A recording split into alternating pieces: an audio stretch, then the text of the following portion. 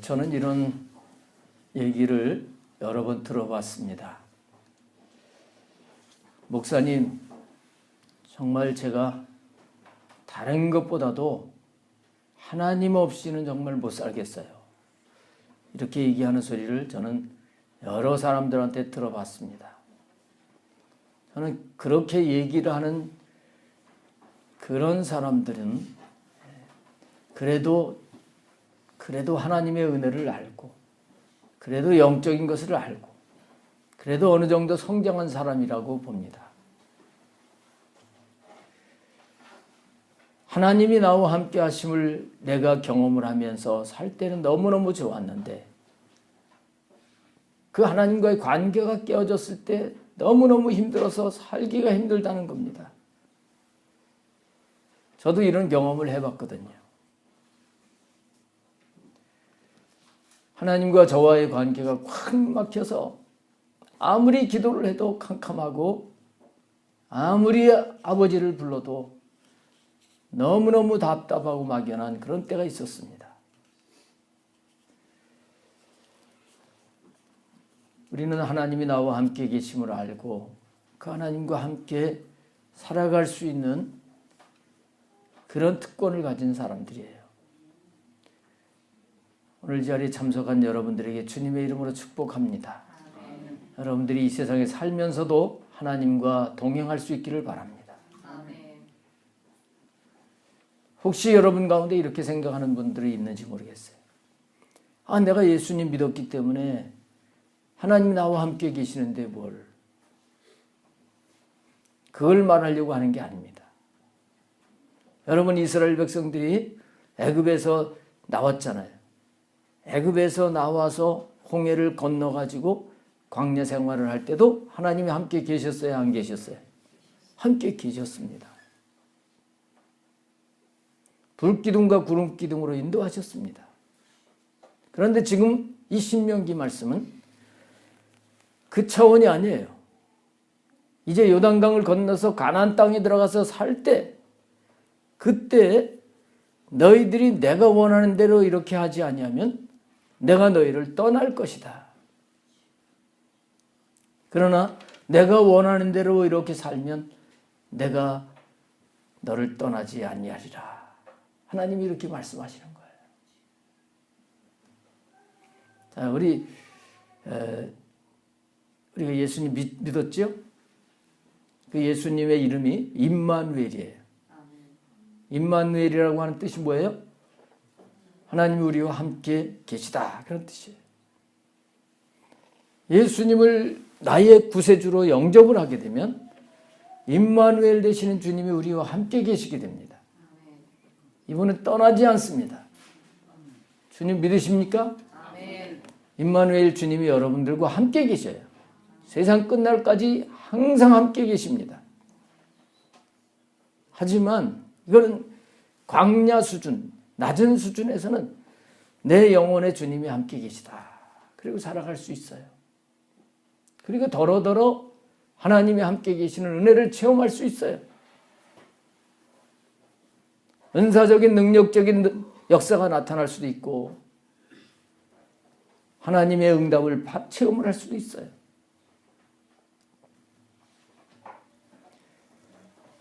근데 하나님이 원하시는 것은 그 수준이 아닙니다.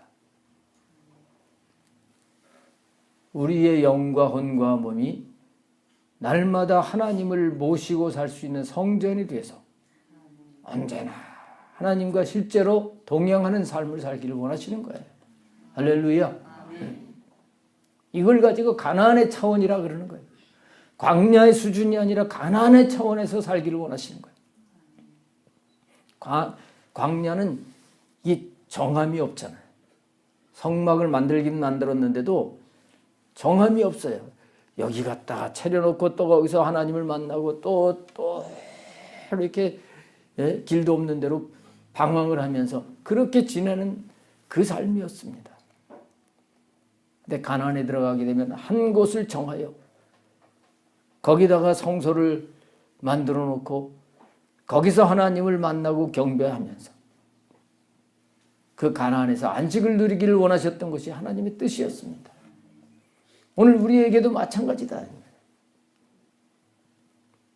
주님이 나와 함께 계시다. 그리고 방황하면서 내 심령이 답답하고 곤고하고 염려, 근심, 걱정에 사로잡혀 사는 삶이 아니라 주님이 나와 함께 계심을 느끼면서 날마다 우리는 평안과 기쁨을 누릴 수 있는 자가 되어야 된다. 하나님은 그러기를 원하시는 겁니다. 그래서 오늘 말씀 가운데 14절 맨 끝에 보게 되면 하반절에 그리하면 내게서 불결한 것을 보시지 아니함으로 안음으로 너를 떠나지 아니하시리라. 그리하면 너를 떠나지 아니하시리라. 여기서 떠나는 것은 완전히 하나님 없는 그런 상태가 아니라 하나님과 관계가 끊어진 상태를 말하는 거예요.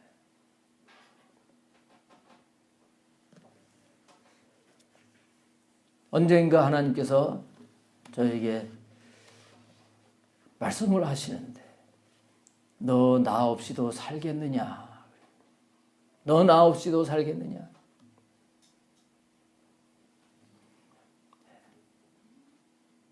그래서 주님 없이는 살 수가 없습니다. 잠시도 주님 없이는 살 수가 없습니다. 저는 주님과 떨어져서 너무너무 힘든 그 체험이 있기 때문에 주님께서 말씀하시는 그 의도가 뭔지를 알아요. 여러분, 주님 떠나면 못 사는 것을 아셔야 됩니다.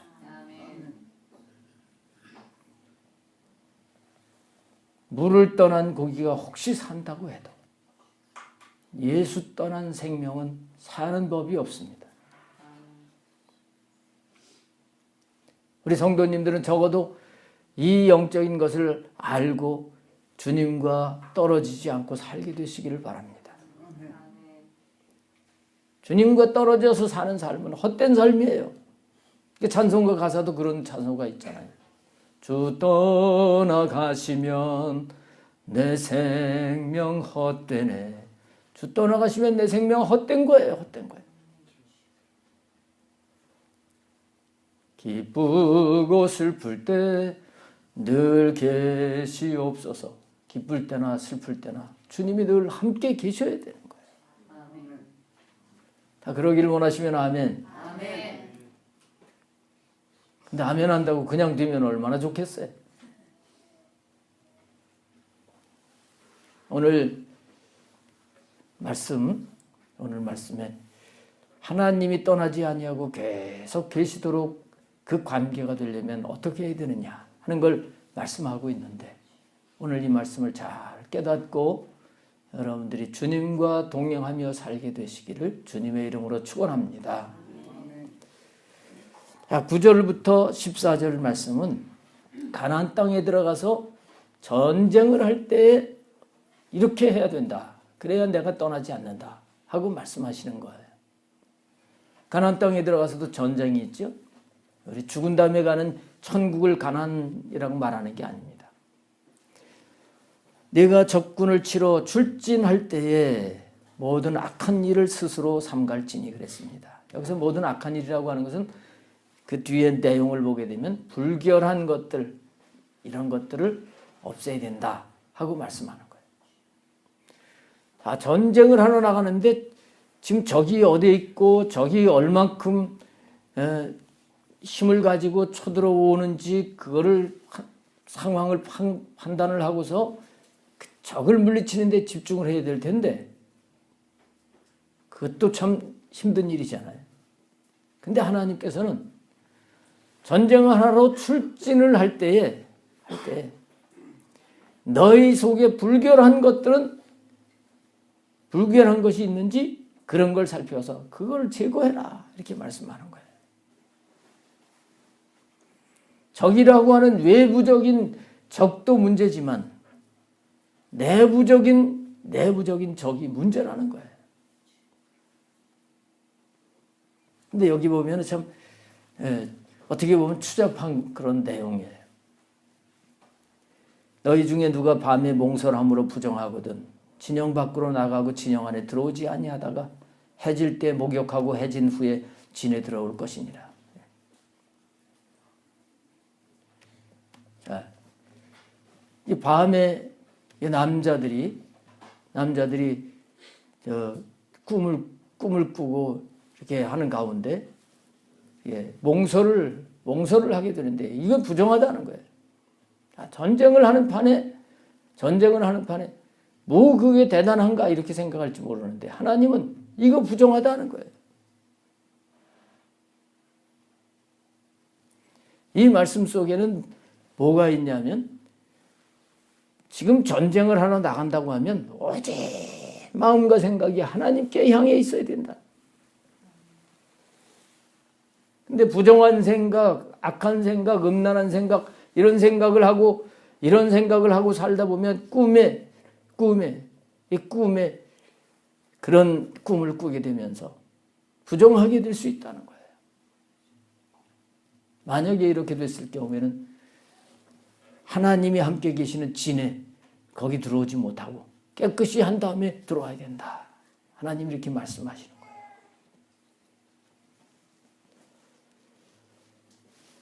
거예요. 꿈을 꾸는 걸 보면 지금 그 사람의 나의 영적인 상태가 어떤 것이냐 하는 걸 어느 정도 안다고 그래요. 여러분 지난밤에 어떤 꿈을 꾸셨어요? 주님 만나고 막 예배드리는 꿈을 꾼 분 안에 어떻게 하나도 없네요.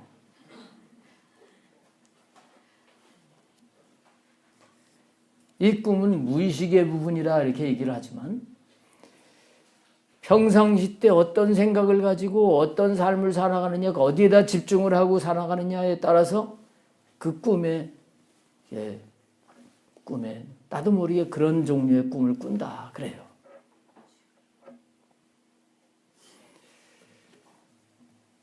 우리는 자나 깨나 주님을 생각하고 주님 앞에서 살아가는 자가 되어야 되는 것입니다. 그렇지 않고 우리의 생각과 마음속에 더러운 그런 것을 가지고 있으면 전쟁을 하러 나가도 하나님이 너희들끼리 해라 하고 떠나실 수가 있다는 거예요.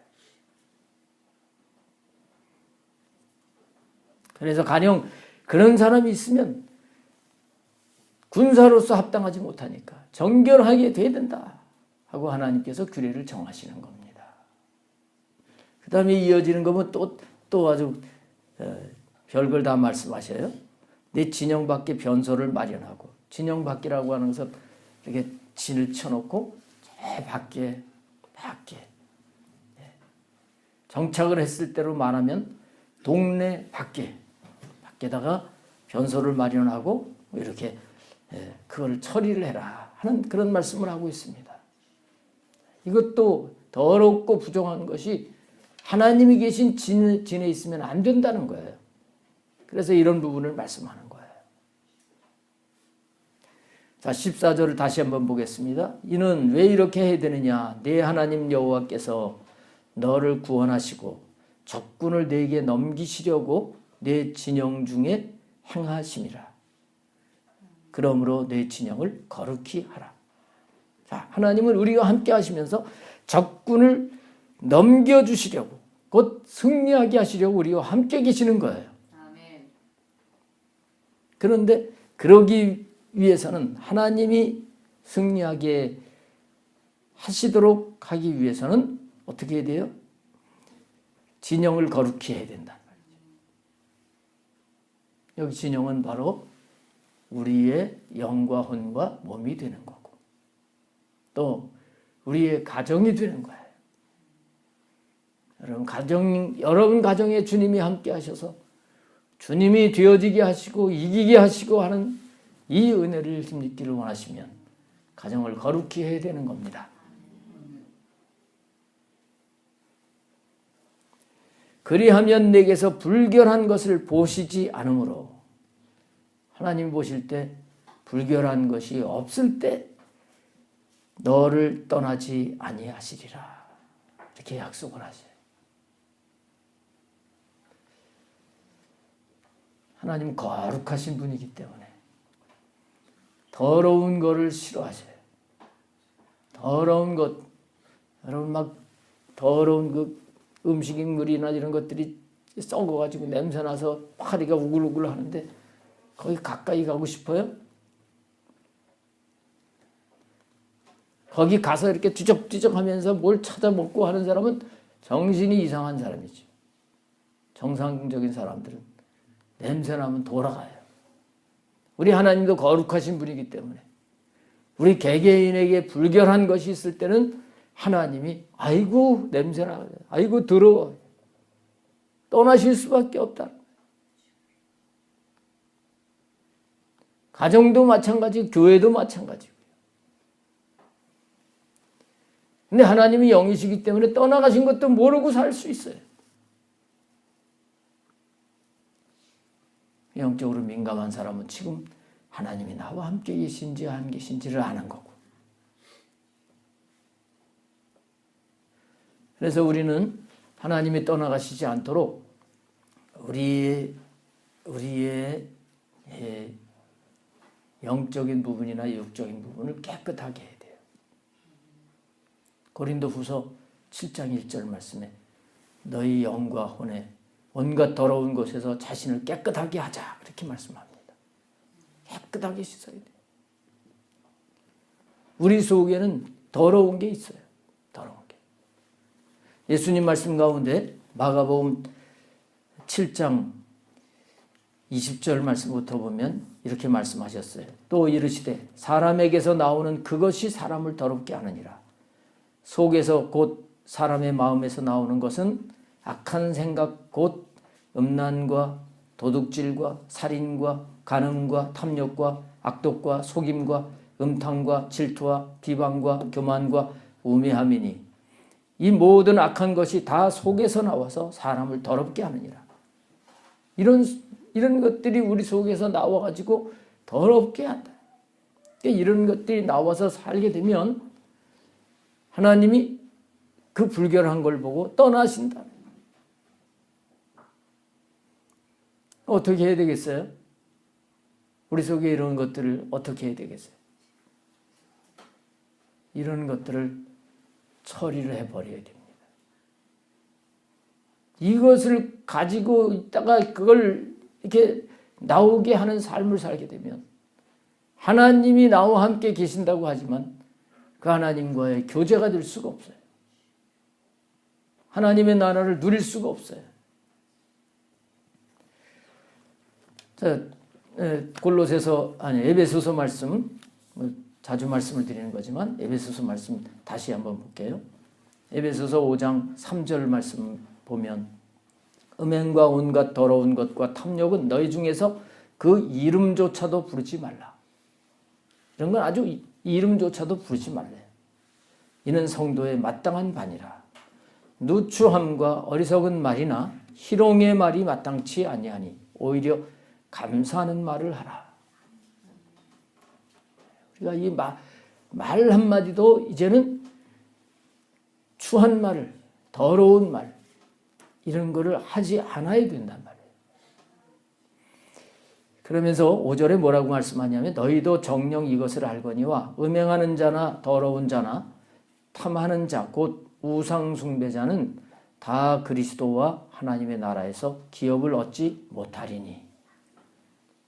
하나님의 나라에서 기업을 못 얻는데요. 이 땅에서도 하나님의 나라를 누리지 못하고 천국에 가서도 이런 것들을 가지고 불결한 가운데 살아가게 되면 천국에서 영광을 누릴 수가 없음을 말씀하시는 거예요.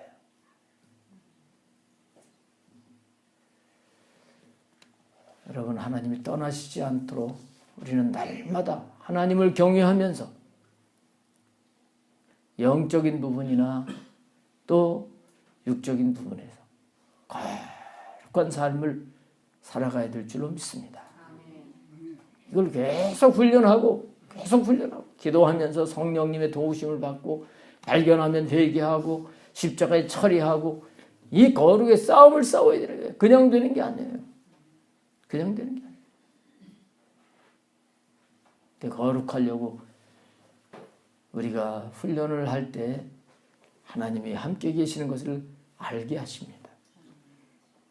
이 기쁨은 세상의 육체의 욕망을 따라 사는 것하고 비교할 수 없는 기쁨입니다. 우리 모든 성도님들이 하나님과 함께하는 이 하나님 나라의 삶을 누리게 되시기를 축복합니다. 자, 다시 신명기 23장으로 넘어오셔서 15절부터 말씀을 하시는데요.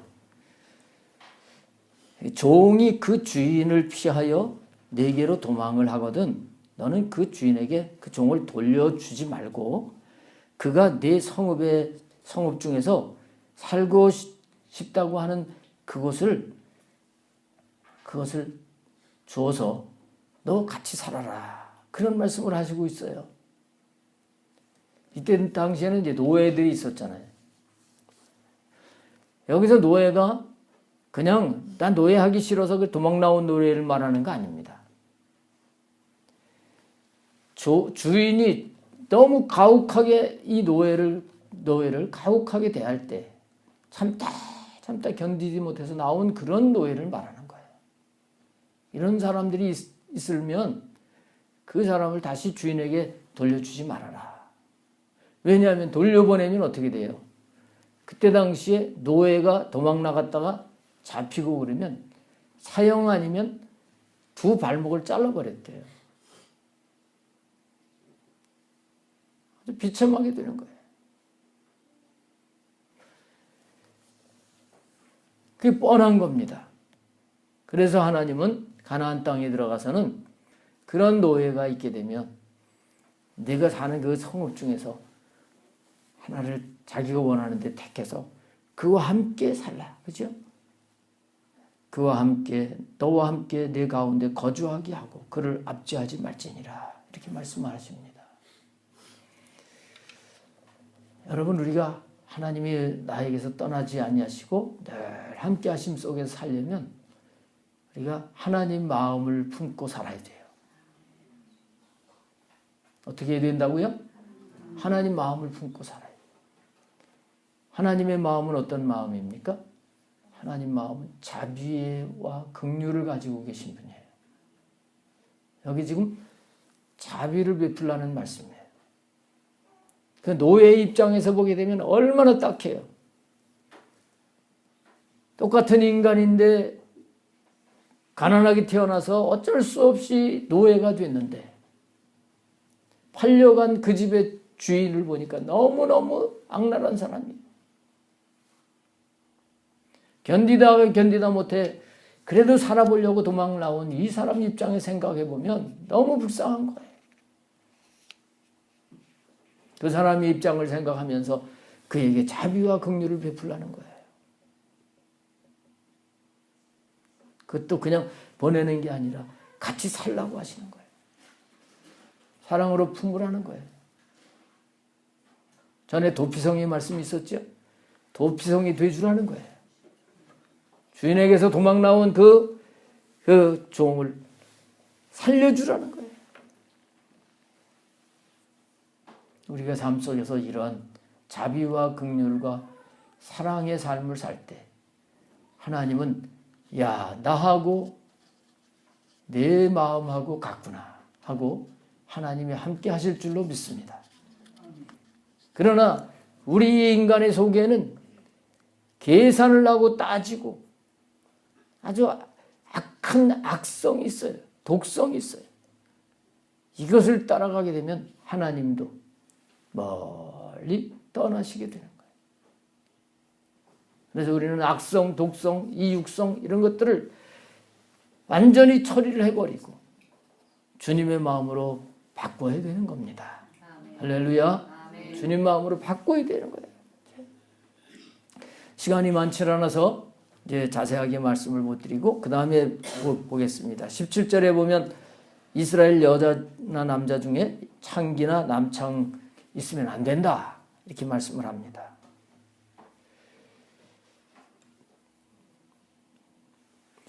그 다음에 창기가 번 돈과 개 같은 자의 소득은 여기서 개 같은 자라고 하는 것은 남창을 말하는 것입니다. 가나안 땅에는 가나안 족속들이 우상을 숭배를 했는데 그 우상 중에서 아스다롯 같은 신은 여자 신이에요. 여자 신인데 남자 창기를 두어서 음행을 하면서 그 우상을 섬기는 그런 일이 있었던 겁니다. 절대로 그렇게 가나안 땅에 들어가면 하나님 백성은 안 된다. 안 된다. 그러면서 그렇게 해서 돈을 버는 것은 하나님 앞에 갖고 와도 받지 않으신다. 가져오지 말라. 하나님 이렇게 말씀하십니다. 자, 이 부분을 오늘 우리는 어떻게 해야 되겠어요? 하나님 앞에 헌금을 드린다. 목적이 좋죠. 목적은 좋아요. 그러나 그 드리는 물질이 만들어지는 과정 속에서 그 수단과 방법이 잘못됐다면 하나님은 기뻐하시지 않는 걸 알아야 됩니다.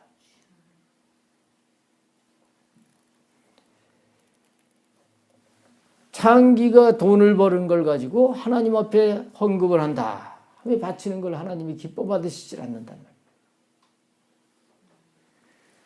오늘 우리의 삶 속에서 하나님이 기뻐하시지 않는 삶의 방법을 통해서 수입을 얻어가지고 하나님을 섬긴다고 바치는 건 하나님이 기뻐하시질 않습니다.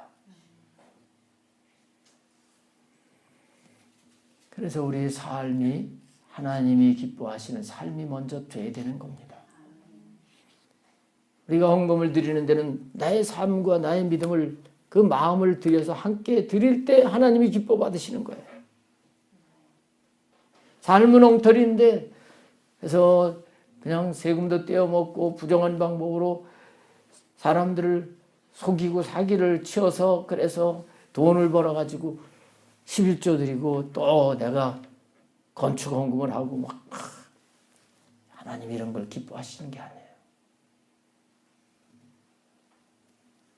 소득이 많지 않다고 할지라도 삶에서 하나님 앞에서 하나님 백성다운 거룩한 삶을 살고 그런 가운데 정말 많지 않은 거라도 마음을 들여서 하나님 앞에 드릴 때 하나님이 이 예물을 기쁘게 받으시는 줄로 믿습니다.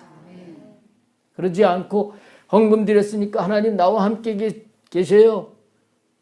불의한 삶을 살면서 헌금만이 드렸으니까 떠나지 마세요. 하나님이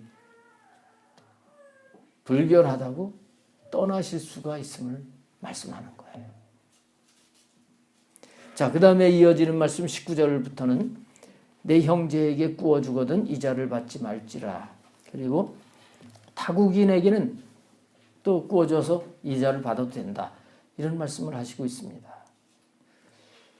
형제끼리 이자를 받지 말라. 이자라고 하는 것은 불로소득이라고 볼 수 있어요. 현대사회에서는 이 이자를 굉장히 중요하게 여기죠. 근데 하나님은 하나님의 이 율법의 사고는 불로소득을 기뻐하시지 않는 걸 볼 수가 있습니다. 노력을 해서 얻어지는 그 소득, 그걸 하나님이 기뻐하시는 거예요. 타국인에게는 이자를 받아도 된다 이렇게 말씀하신 것은 가나안 땅에 들어가서 외국하고 이렇게 무역 거래를 하면서 돈 거래를 하면서 또 외상으로 물건을 주고 그 다음에 당장 물건값을 못 받으면 그것에 대한 이자를 받고 이런 것은 하나님이 허락하시는 거다. 하지만 불로소득으로 얻어진 것 그걸로 살아가는 삶을 하나님은 원치 아니하신다. 이렇게 말씀하시는 겁니다. 여러분 우리가 하루하루 땀을 흘리면서 노력하며 사는 것이 하나님이 기뻐하시는 삶입니다. 불로소득 거저 먹으려고 하지 말고요. 부지런히 하나님도 섬기고 부지런히 우리의 삶에서 최선을 다해서 사는 삶을 하나님은 기뻐하시는 거예요. 그래서 땀 흘려 일하는 그 현장 속에 하나님이 계신 걸 경험을 하고 살 수 있는 자가 돼야지. 그러지 않고 게으르게 살면서 그러면서 이제 하나님을 찾는다고 하면 그런 하나님이 기뻐하시지 않는 삶이라고 하는 것을 깨달아야 될 줄로 믿습니다. 거기 20절 중반에 보시면 그리하면 내 하나님 여호와께서 내가 들어가서 차지할 땅에서 내 손으로 하는 범사에 복을 내리시리라. 이렇게 할 때, 이 자를 안 받을 때 하나님이 하시는 모든 일에 복을 주신대요. 하나님이 복을 주시는 삶을 사는 자가 되어야 되는 것입니다. 그 다음에 21절부터 서원을 했으면 갚기를 더디하지 말라. 서원에 대해서 여러 번 말씀하시고 있었죠. 23절에 보면 내 입으로 말한 것은 그대로 실행하도록 유의하라 이렇게 말씀을 합니다. 하나님 앞에 약속한 것이든지 사람 앞에 약속을 한 것이든지 이거는 우리가 꼭 지켜야 된다는 말씀이에요.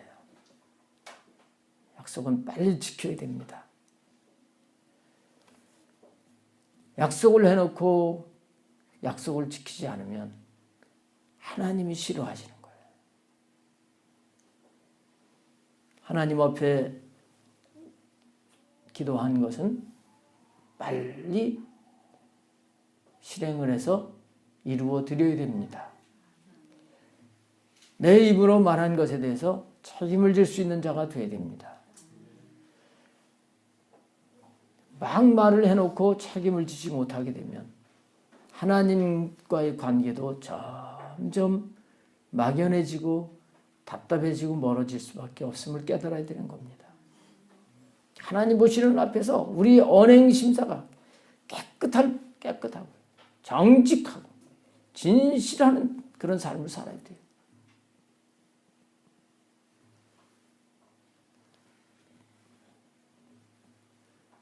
그게 하나님이 기뻐하시는 거예요. 자, 그 다음에 마지막 부분을 보겠습니다. 24절, 25절에 내 이웃의 포도원에 들어갈 때는 마음대로 포도를 배불리 먹어도 되느니라. 25절에는 내 이웃의 곡식밭에 들어갈 때는 내가 손으로 그 이삭을 따도 되느니라. 야, 여기 이런 말씀이 있네. 야, 이제 포도밭에 막 들어가서 따 먹어도 되겠구나. 그렇게 적용을 하다가는 큰 코 닥칩니다. 포도 한 송이 따먹고 그 포도밭에 있는 모든 포도를 다 물어낼 수도 있어요. 여기 상황을 우리가 이해를 해야 돼요.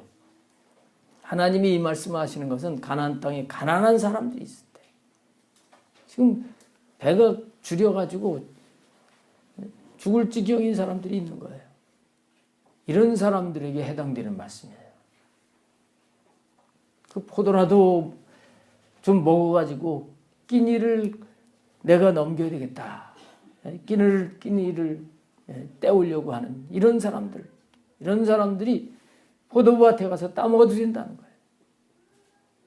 곡식밭에 가서 손으로 비벼서 그걸 먹을 수 있다. 그런 말씀이에요. 그런가 하면 이때 당시에는 나그네들이 많았어요. 나그네들 뭐 아무것도 없는데 어떻게 해요? 이 나그네들이 방황을 하다가 포도밭이 있을 때 가서 따먹고 갈 수 있다. 하지만 포도를 그릇에 담지는 말라. 또 곡식밭에 들어가서 낫을 가지고 낫을 대고 낫으로 그렇게 거두지는 말라. 이렇게 하나님이 말씀하시고 있어요. 자, 이 부분 말씀은 어떤 말씀이냐면 여기도 앞에 있는 것처럼 이 자비와 긍휼, 이 사랑의 규례입니다. 가난한 사람들, 나그네 이런 사람들 살게 해주라는 거예요. 살게 해주라는 말. 하지만 그럼에도 불구하고 또 그릇에 담으면 안 된다. 낫으로 비면 안 된다. 이 말씀은 뭐예요? 법이 있다는 거예요. 법이 있다. 선이 있다는 거예요. 이게 이제 하나님의 속성이에요. 하나님은 사랑의 속성과 공의의 속성을 가지고 계신 분입니다. 우리들도 삶에서 이런 하나님의 속성을 알고 그렇게 살아갈 수 있는 자가 돼야 돼요. 무조건 사랑하라 그래서 그냥 악도 그냥 아까 노예가 나쁜 주인이 아닌데도 뛰쳐나온 그 노예를 받아주려는 게 아니거든요. 고도밭에 가서 따먹으라고 해서 그냥 큰 그릇을 가져가서 다 따갖고 가는 게 아니란 말이죠.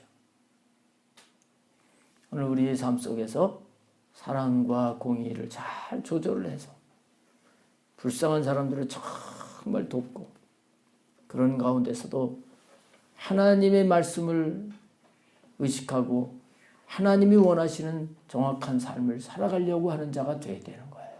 할렐루야. 이럴 때 하나님께서 함께 계셔서 전쟁에 나가도 이기게 하시고 하는 것들마다 복을 주시고 가나안 땅에서 안식을 누리게 하시려고 하시는 것입니다. 오늘 우리에게는 요한복음 14장 23절 말씀과 같은 말씀이에요. 예수께서 대답하여 이르시되 너희가 나를 사랑하면 내 계명을 지키리니 아버지께서 저를 사랑하실 것이요 우리가 그에게 가서 거처를 그와 함께 하리라 한 말씀과 같은 거예요. 여러분 우리가 하나님과 동행하는 삶을 살려고 하면 하나님이 무엇을 원하시는지를 알고 그 말씀대로 살아가는 자가 되어야 될 줄로 믿습니다. 하나님을 사랑하는 마음으로 말씀을 지키면 하나님이 그 사람을 사랑하시고 우리와 거처를 함께 하셔서 늘 동행을 해주신다는 거예요. 이것이 하나님이 우리에게 원하시는 바입니다. 하나님 우리를 사랑하셔서 우리와 함께 하시기를 원하셔요. 그러나 우리가 부정한 삶을 산다든지 사랑이 없이 악한 삶을 산다든지 세상적인 가치와 세상적인 방법으로 살아간다고 하면 하나님은 우리와 함께 하실 수가 없습니다. 이제 말씀을 마치겠습니다. 예언과 함께 모든 성도님들은 하나님의 마음을 알고 하나님과 늘 동행할 수 있기를 바랍니다. 하나님의 기뻐서 함께 하시도록 늘 거룩하고 흠이 없고 책망받을 것이 없는 그런 삶을 살 수 있는 그 자리까지 그래서 우리가 성장성숙해야 될 줄로 믿습니다. 우리 기도하겠습니다.